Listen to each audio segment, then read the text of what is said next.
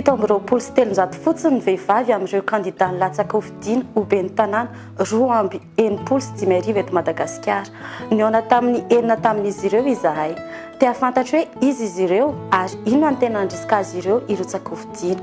Mpandraharaha sy mpiasam-panjakana ary mpisehatra eny anivon'ny fiarahamoniny pirenena ireto vehivavy kandidà tafaresaka taminay ireto. Samy manana ny antony nilatsahany ho fidiana. Fa amin'ny ankapobeny dia ny hitondra fanatsarana eo amin'ny tanàna no hitambarany. Eno ane Rakoto Malala Maminirina amin'ny maha-kandidate anahy moa dia mitondra ny anarana hoe Maminirina Resto Gasy. Manambady mananjanaka telomenada.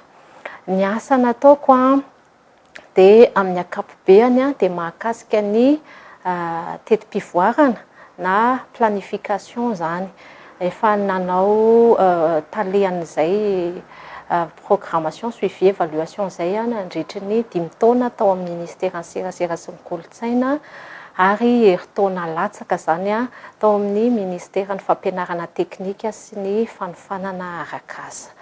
Volana Razana Manalina zay no tena fahafantaran'ny olona filompanorina ny ECOVA zaho niorina tamin'ny 1979 izay mankalaza ny faha-telopolo taona amin'ity taona ity zany ny ECOVA. Fanalavana ny ECOVA moa dia ny hoe école de coupe et couture volana Antananarivo. Rakotor Welcome Jennifer, candidata ben'ny tanànan'ny commune Anosiala. Teraka teto Madagasikara, lehibe teto Madagasikara, nandao kely any Madagasikara tamin'ny 2018, nanao fianarana tany ivelany. Verina teto Madagasikara tamin'ny 2020. Nanao fianarana momba ny sciences sociales dia tonga teto Madagasikara vice-présidente ny fikambanan'ny tanora anankiray. Ary lalaka Manantsoa, renim-pianakaviana, mananjanaka telo efa manambady, manana zafy 2 manambady. Mpandrahano afatarana ay misehatra ao anatin'ny etsikara-barotra sy ny serasera. Tao amin'ny eskan-tanimena no nitovy fianarana ary efa nahazo ny trophée du jeune entrepreneur any Béani tamin'ny 2005 tamin'izaho 30 taona. Tatana ny fikambanam-behivavy tambazotra Océan Indien eto Madagasikara ary filoha-lefitry ny Conseil national des femmes de Madagascar izay plateforme miaro ny zon'ny vehivavy. Norodomoina Rarivôtra Rakoto Malala, norodomoina Rakoto Malala moa zany tena ny anatin'ny affichany satria ny Rarivôtra dia nom de jeune fille. Mipetraka Pitatafika, district Tsimondrano, région Analamanga dia manambady Amanjanaka. Parcours historienne de formation dia mamita ny resaka Sciences Po eny amin'ny FDSB eny amin'ny université Antananarivo ihany koa amin'izao fotoana izao. Mbola Tianandrenahaga dia renim-pianakaviana mananjanaka 3. Zanaka Ambohimanga, taranaka Ambohimanga ary mipetraka Ambohimanga. Zaho moa zany mpiasa ao amin'ny commune Ambohimanga Rova ary efa nandalovako daholo ny service rehetra tao amin'izany commune izany. Ao amin'ny service ny comptabilité, service ny état civil, dia ny efa nanao secrétaire administratif ary ny asako zao zany responsable technique sy ny responsable ressources humaines. Antony maro nanosika ireto vehivavy ireto ilatsaka ho fidiana. Ny hitondra vahaolana amin'ny fiainana andavanandro amin'ny mponina sy hitondra fanatsarana amin'ny fitantanana ny tanàna no tena nandrisika azy ireo amin'ny ankapobeny. Voaloha araka ny teneniko teo hoe nofaniny FES tao anatin'ny YLTP 2013 dia tamin'izany no efa nanana projet hoe ilatsaka ben'ny tanànany Bongatsara. Tamin'izay 10 taona aty aoriana zany zao, 12 taona aty aoriana dia manatanteraka an'izay viny izay. Teo anelanelan'izay tsy hoe mipetraka fotsiny fa mila homanina le filatsahana mba tsy hoe rehefa tonga eo ianao vao hoe inona no ataoko fa mijery manao fanadihadiana mahakasika ny zavatra mitranga eny amin'ilay tanàna zany ary mahita isan'andro ny fijaliana iainan'ny mponina, miaina ny fijaliana iainan'ny mponina eny amin'ilay toerana dia tapa-kevitra hoe fotoana izao andraisana andraikitra ho an'ilay tanàna. Fahitako ny commune ana Teroka hoe nitotongana be satria 17 taona no mipetrahako teny teny raha teony ny orona ny ekova ny totongana be tsy mitsahatra mitotongana zany le commune doza hoe mbola azo votany ty tehiroko ty dia irosaka mahatsiaro mihitsy hoe manana andraikitra zany amin'izay fampandrosoana zay fampandrosoana ny firenena dia eo amin'ny toerana commune misy aloha zany no hitako hoe azoko atao tsara le izy. Manana didy lehibe isika malagasy eo niveau fiarahamonina, ponina eny Anosy ny tenako mahita sy matsapa fa tokony andray anjara ao anatin'ny asa fampandrosoana. Efa fantatrareo fa PDS ny tenako voatendry ary nametraka programma nandritry ny 5 volana ho tanterahana tao anatin'izay fandraisana ny fiadidinan'ny tanàna Antananarivo izay no nahitako fa marefo resy Antananarivo ary misy nefany ny vahaolana tena azo entina azo tanterahana tsara noho izay indrindra no nanekeko ary andraisako ny andraikitra ho ben'ny tanàna Antananarivo ary ny rotsahako ho anisan'ireo candidat amin'ity fifidianana ity. Ny antony rotsahana zany dia tsotra na tsiaro na tsapa fa fotoana izao mety hoe ataoko misy fotoana misy ataoko kely amin'ny teny vahiny hoe na tsapany zany atao hoe citoyenneté zany dia ny engagement citoyen aterak'izay dia au lieu zany ianao hoe andeha hikritika foana andeha hanaratsy foana dia aleo mandray andraikitra dia zavatra tsotra ohatr'izay hoe andray andraikitra dia ho amena toerana manokana indrindraindrindra ny vehivavy. Dia hitondra ny politika kao amin'ny mahavehivavy sy amin'ny matianina amin'ny fitantanana ny commune. Amin'ny nandritra izay fotoana rehetra ny asako tao amin'ny commune izay dia resy lahatra fa afaka hitondra ny anjara biriko amin'ny fampandrosoana izany commune ny aviako izany. Ireo olona marobe ny fanerasera tamiko vokatr'ireo fandraisan-dahatra ny zanakam-pielezana ary ny fiarahamonina no nandrisika ahy andray andraikitra sy nandresako fanapahan-kevitra ny ho candidat tsy miankina ho ben'ny tanàna. Ho an'ireto candidat ireto dia manana ny anjara asany lehibe ny vehivavy eo amin'ny fianakaviana sy ny fiarahamonina ka rariny raha mitondra ny anjara birikiny amin'ny fampandrosoana. Raha hoe apetraka amina toerana mpanapa-kevitra ny vehivavy dia hitako hoe ny commune ny dingana voalohany sady akaiky vahoaka ahafahana mandray andraikitra zany. Zakana vehivavy tsara le izy, manana résilience zany ny vehivavy ary tena fanohitra ho an'ny fampandrosoana.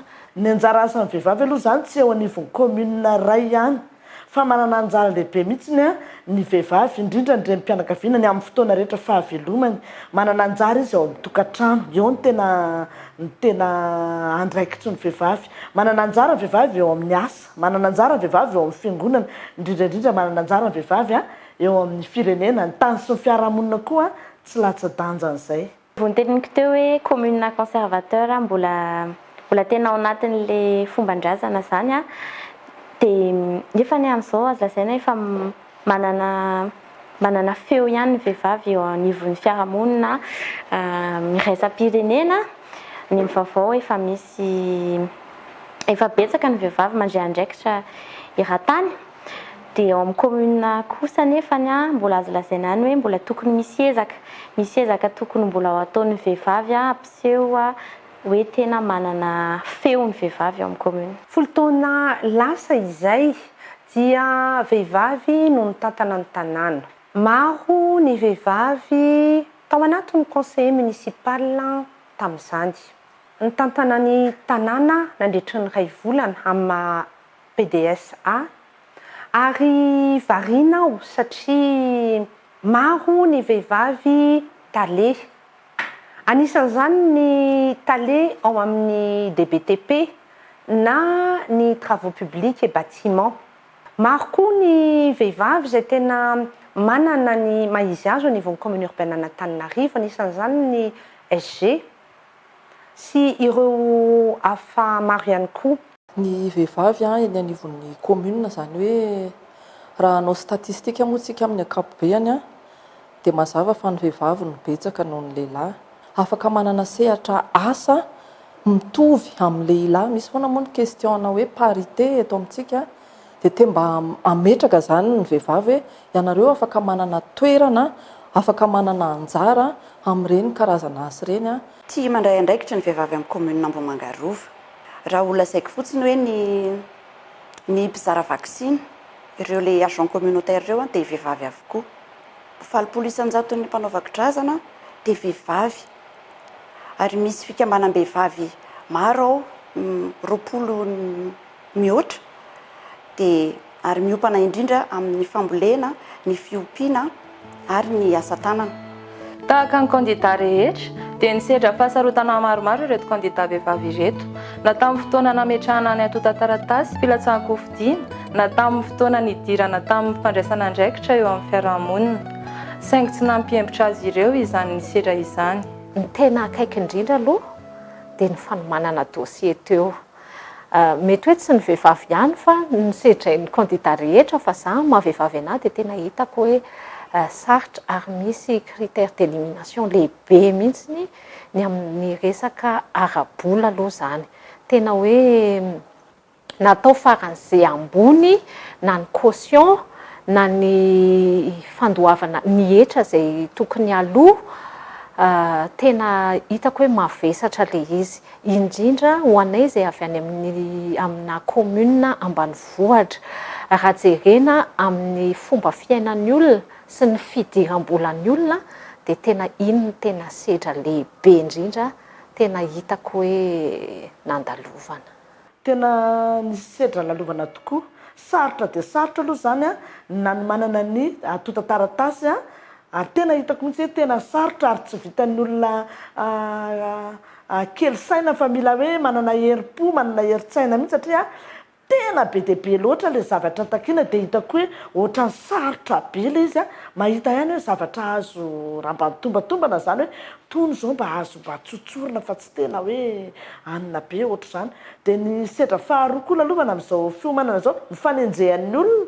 Fanenjehan'ny olona, za moa zany misy miteny hoe ny azo valan-drivotra, za olona malaza hatramin'izay fantatry ny olona na hatramin'ny ankizy kely ary dia tsy haiko ohatran'ny hoe touché be an'ny olona ve zany le fanapahan-kevitro ny rotsaka satria be dia be zany ny olona mahafantatra anahy dia be dia be koa ao anatin'ireny be dia be mahafantatra ireny misy koa mifanenjehana. Tena challenge le izy satria sady vehivavy ny tena ny tanora dia amin'izay hoe commune conservateur mbola misy eny amin'ny commune any ambanivohitra dia mbola challenge lehibe ho an'ny vehivavy en général zany ny fandraisana andraikitra eny amin'ny commune eny fotony. Inona no mety ho sakana ny tenin'ny olona ny ivelany aloha dia hoe sa kosa ny ianaoko zao zava-misy zao ve dia nanaiky ianao dia sa ianao fa dia courage ho anahy zay midika zavatra betsaka. Heverin'ny olona aloha fa mila matanjaka be, force zany, ara-batana aloha satria rehefa mahita an'ilay korotana izy dia heveriny hoe mila matanjaka be zay vao afaka andamina. Fa amin'ny maha-vehivavy anefany dia heveriko fa manana ny fahaiza-manao amin'izay fandaminana izay ny vehivavy.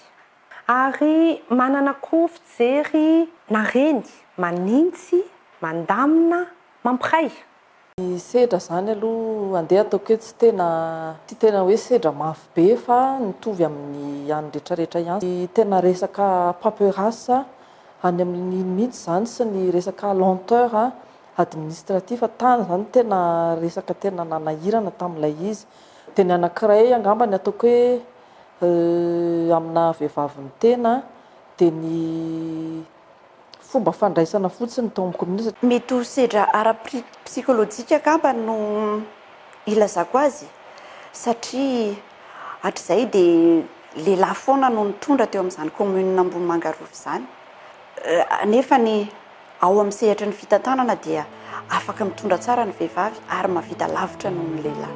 Samy manana ny vinany ho an'ny fiarahamonina ihany koa ireto candidat vehivavy ireto ary manana anjara toerana manokana amin'izany ny vehivavy. voalohany indrindra aloha dia commune tsara tatana zany hoe fantatry ny olona tsara hoe raha mandohetra akony raha entaniko izy andohetra dia fantany hoe hoaizy ty hetra ty sy ny fandaminana na ny lafiny mahaolona amin'ny akapobeany ao amin'ilay commune. Ny faharoa dia hoe tanàna madio milamina mahateonina isan'izay ny resaka sécurité moa satria tsy mahateonina ny tanàna tsy mandry fahalemana ary ny fahatelo dia hoe fanandratana ny mahatantsahan'ilay commune fa any anatin'ny tetikasa no tena hoe tetikasa manokana ho amin'ny fampizakantena ny vehivavy. Ny vina aloha zany dia miankina any amin'ny fampandrosoana foana ihany fa ho tany saiko kely angamba aloha hoe ny vina ho ataoko eo ateroka zany raha lany tonga eo amin'ny toerana dia hanokatra orinasa fanjairana izay misehatra amin'io ny vehivavy ny tena misehatra amin'izany orinasa fanjairana zany ny vina faharoa ny fanabeazana sy ny tanora dia hanokatra lycée lycée tsy endrasana mpamatsy vola fa tonga dia azo aorina avy hatrany amin'izay zava-misy amin'ny volan'ny commune. Ny vina manaraka ny tsy fandriam-pahalemana mila jerena na dia eo aza reny mpitandro ny filaminana ara-panjakana ireny dia misy azo atao ihany navotana ny vahoaka amin'ilay tsy fandriam-pahalemana. Dia ny social bahoaka sy ny tatsaha ny fambolena sy ny fiompiana koa jerena akaiky satria ny commune teroka zany 85% à 90% eo tatsaha daholo. Dia ny hojerena manokana ihany koa ny mahakasika ny rano izay mahita vahaolana ihany koa zako amin'ilay rano ny teroka raha lany eo zany ny tenako. 3 projets grande ligne zany ny vinako any Anosiala. Voalohany ny tsena ny tantsaha satria betsaka ny tantsaha ao amin'ny commune, au nivon'ny commune. Tsena ny tantsaha izay atao reharehan'ny commune ny Anosiala. Faharoa ny insécurité, ny éclairage public.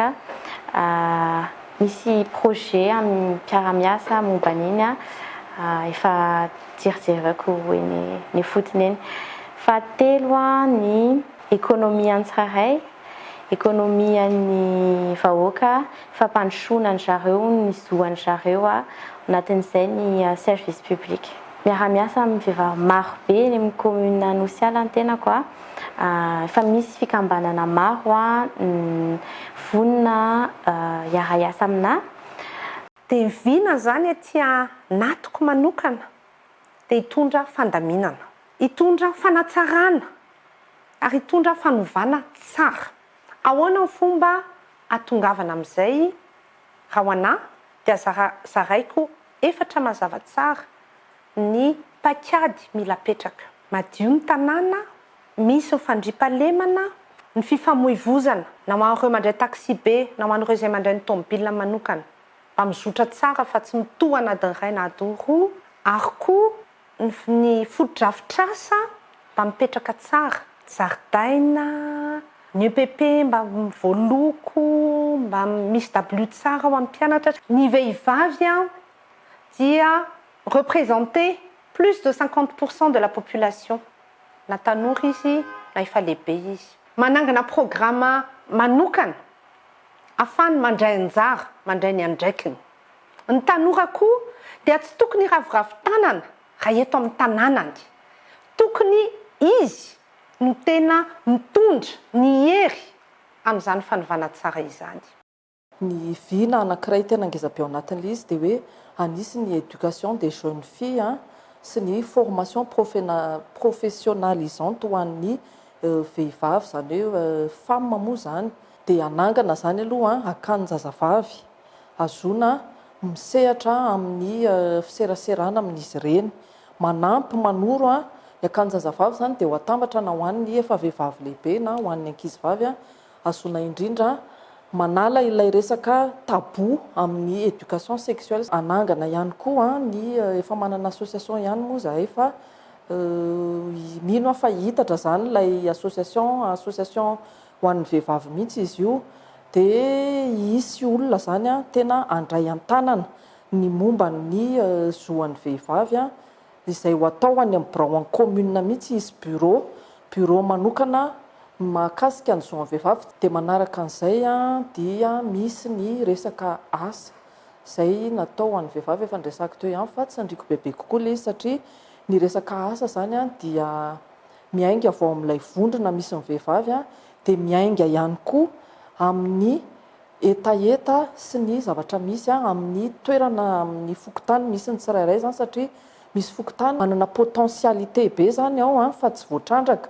Ireo vinako dia fanovana toe-tsaina aloha voalohany indrindra dia ny manaraka izany ny fanatsarana ny sehatra ny fahasalamana dia mandeha ihany koa ny fanatsarana ny fampianarana sy ny trano fianarana ary ny fanamorana ny fampidirana ny ankizy an-tsekoly, ny fanampiana ny traikefan'ny tantsaha satria ny tantsaha no fototra voalohany amin'ny fampandrosoana izany komunina izany, fanatsarana ireo lalana amin'ny famoaham-bokatra, ny fiarovana ny vahoaka amin'ny izy ireo amin'ny fananantany, ny fanatsarana ny fitateram-bahoaka ary ny farany nefa ny tsy ambanin-javatra ny fandriam-pahalemana.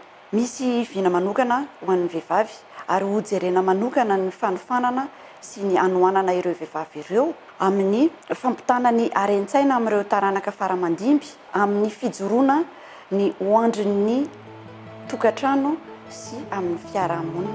Manana hafatra ihany koa izy ireo ho an'ny malagasy sy ho an'ireo vehivavy te hisehatra eo amin'ny politika. Teniko moa zany dia zao hoe masahy mandray andraikitra. Ny hafatra aloha an'ny vehivavy manokana mila manana herin-tsaina vehivavy dia mila manana herim-po ihany koa.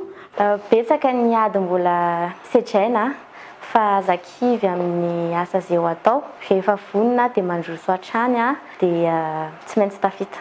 Andao hiaraka hisalahy hitondra vahaolana hiditra ny sehatra amin'ny fandraisana andraikitra. Teny kely mihitsy arak'izay tenenareo izay sady sloganay ho an'ny mpanaraka dia ny hoe anova sahitsika anova ho an'ny taranaka, sahy mandray andraikitra, sahy mijoro, sahy mihevitra hoe olom-pirenena toy ny olona rehetra fa tsy hoe vehivavy ahako amin'ity sehatra ity. Ry vehivavy namako, fantatro, tsapako ary iainako ny fiainana andavanandrontsika, ny fahaiza-manao eo amin'ny tokantrano sy ny fiarahamonina ary amin'ny maha-renim-pianakavianantsika dia mahavita betsaka isika koa alao hery mandraisa andraikitra amin'ny sehatra rehetra misy atsika avy.